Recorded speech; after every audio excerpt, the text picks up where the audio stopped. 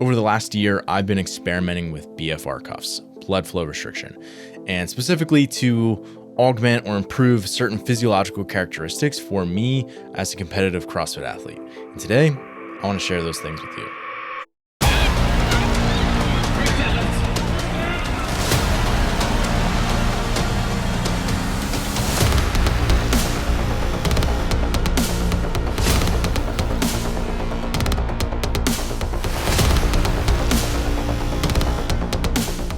So I've been wanting to play around with BFR cuffs for quite a while and really just couldn't justify spending like $1,000 on a couple of sets of cuffs. So reached out to Smart Tools, told them I would do a video on it if they sent them to me. They sent it to me. However, this isn't sponsored by them, and I can and plan to say whatever I want about their cuffs in particular and about BFR in general. But this isn't a review, so I'm not going to be telling you whether you should buy these cuffs or not, or if they're any good or not. More so, we're going to go into the education side of things, so I hope you would learn something from that and ultimately can decide whether it's maybe a good decision or purchase for you or not down the road. But still, since they sent them to me, who doesn't love a good unboxing video?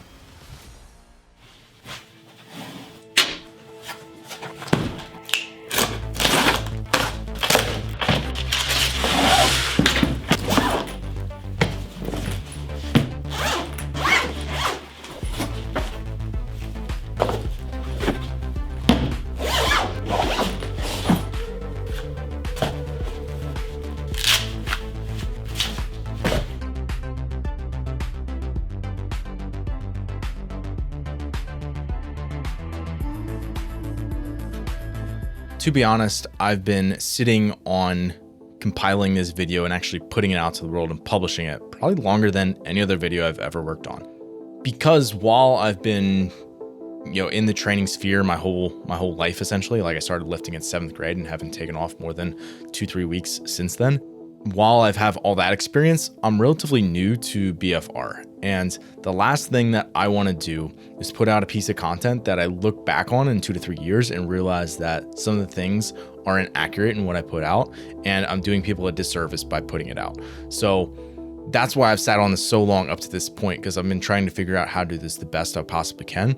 So basically what it comes down to is that I'm not the expert. And if I'm not the expert, I should probably bring somebody on who is. So the way I look at it is if I can integrate BFR at... This is Kyle Ruth. He's a coach for Training Think Tank. He's an educator in the strength and conditioning space, and he's a high-level, competitive CrossFit athlete. I started off by asking him to explain how blood flow restriction works in simple terms. Imagine you've got a fire hose, okay? And that fire hose is your blood vessel, right? And it's supplying all the stuff that your muscles need to do work.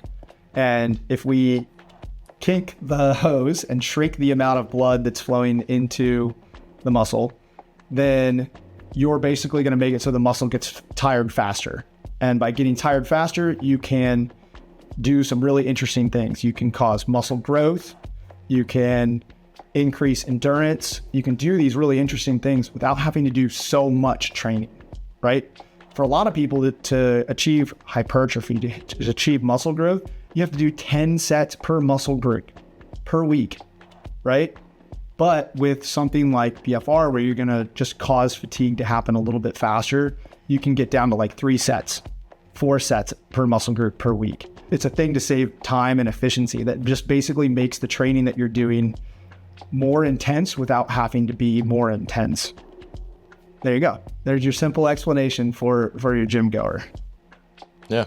How would it change if you got somebody who's maybe a colleague that just doesn't have exposure to BFRs? Yeah, so then it's a much more in-depth explanation. So, okay, we got arteries and we got blood vessels, right? So you got blood flowing into a muscle, you got blood flowing out of a muscle. What we want to do with BFR is we really don't want to kink the blood flowing into the muscle. We want to prevent the blood flowing out of the muscle from coming out.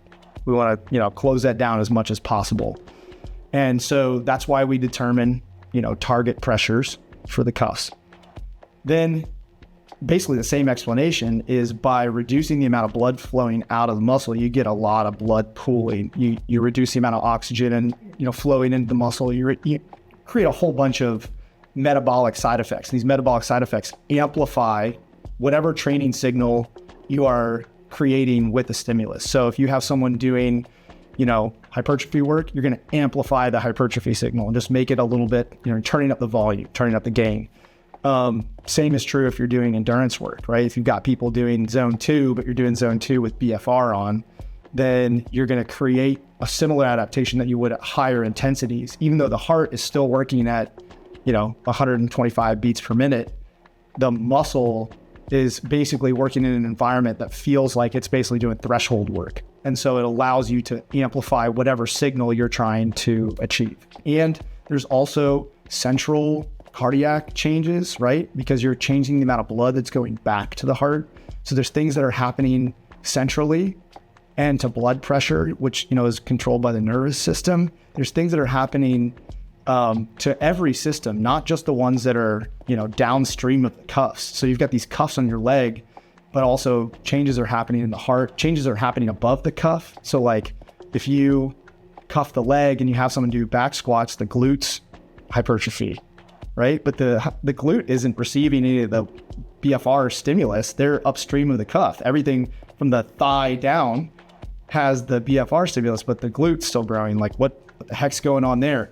So even reading through some of the most recent meta-analyses and research reviews, like it's hard to figure out why exactly it happens. We know that it amplifies the signaling, that it creates this hypoxic signal, and the hypoxic signal is a powerful stimulus. We know that it creates fatigue in the muscle fiber faster, which is a requirement for hypertrophy. We know that those things happen, but the deep why question, I don't think has been answered yet. So you've been using BFR for a number of years, consistently, I would say. Yep. Is that accurate? Yes, very. Okay. How have you landed on, for yourself or for athletes, how is it most frequently implemented for CrossFit athletes? Great question. I tend to think that there's 3 primary places that we want to implement it.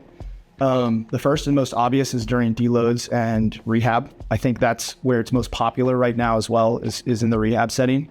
And so when someone's coming back from injury, post-comp, a deload week, things like that, where you want to reduce I would think about it as joint stress, right? So you just want to reduce volume, but you still want to maintain adaptation, want to maintain whatever you've been working super hard to build.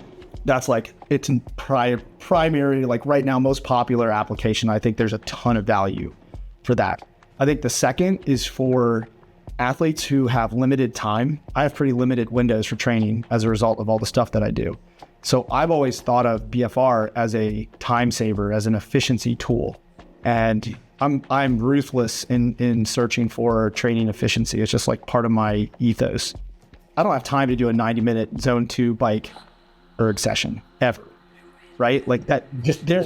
Put your laptop in front of you. Exactly. There's never a span of time where I'm just going to sit on a bike and do 90 minutes of zone 2 bike erg, but I would probably benefit from that. So the way I look at it is if I can integrate BFR at, moderate pressures for a 30-minute zone 2 session, which is, by the way, extremely uncomfortable.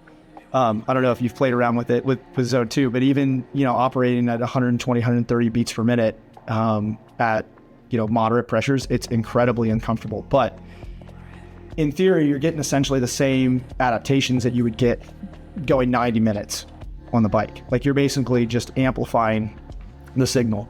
And then the other one is for my hard gainers, the people like you had mentioned for yourself that have a hard time building strength.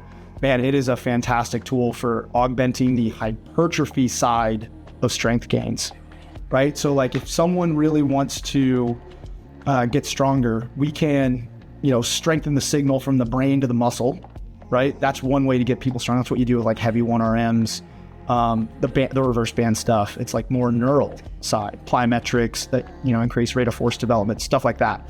But then you can also just get someone bigger, right? A thicker muscle produces more force. And so I use BFR hypertrophy protocols there, and I'll do it with sport-specific movements, front rack walking lunges, step ups, high volume squatting. One of my favorite BFR squat protocols for driving what I would call sport specific hypertrophy is the first week we'll do 3 sets of 10. Well, it's technically 2 sets of 10 and then a max effort set of front squats for men, usually about 135. And we'll have the cuffs at 70% pressure. So you've played around with BFR, really painful. especially that last set. And it's only 90 seconds rest. The cuffs stay on the whole time. So they're just basically capturing all this metabolite and building up all this fatigue. And then they do this max effort set. And then we'll go to 12s across, and then we'll go to 15s across, and then we'll add a set, right? It's disgusting. Like the kind of stuff that makes people want to throw up. But man, their legs grow quickly, very quickly. And you see strength gains on top of that, as long as you're doing some of the neural stuff like the reverse band training, training rate of force development and things like that. So I look at it as like an assistance tool for hypertrophy for people that struggle to build strength. And it's for pretty much everyone I've used it with. In that case, it works really well for that purpose. Thanks for watching, and be sure to check out part 2 where Kyle breaks down 2 different examples. First, how to improve someone's squatting strength, and 2, how to improve an athlete's upper body pressing endurance with the aid of BFR.